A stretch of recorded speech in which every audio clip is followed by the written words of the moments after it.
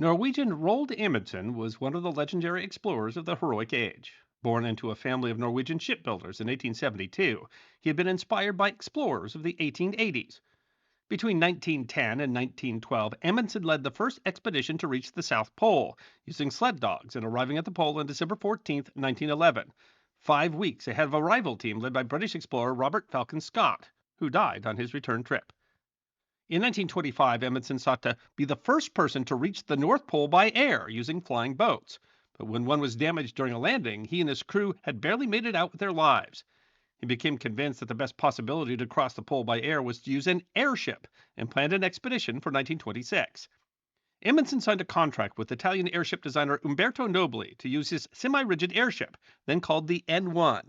The N1 was officially sold to the Aero Club of Norway, which was financing the expedition, modified for cold conditions and renamed the Norge, meaning the Norway.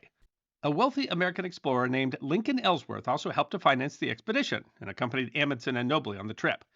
After several weather delays and a wait to build a docking tower at their jumping off point on the Norwegian island of Spitsbergen, they finally arrived in April of 1926. The Norge left May 11th and reached the pole on the 12th. As they crossed the pole, Amundsen, Ellsworth, and Nobly each threw out their nation's flag to land on the pole. The Norge landed in Alaska on May 14th. But this time it was Amundsen who had been beaten. Norge crossed the pole 3 days after the flight of Richard Byrd and Floyd Bennett. But as there are questions regarding Byrd's navigation, the Norge may have been the first to cross the North Pole by air. In a strange twist of fate, when Umberto Nobili went missing after the crash of his airship Italia in 1928, Roald Amundsen was part of the group searching for him. Nobili made it home, but Amundsen's plane disappeared and was never found.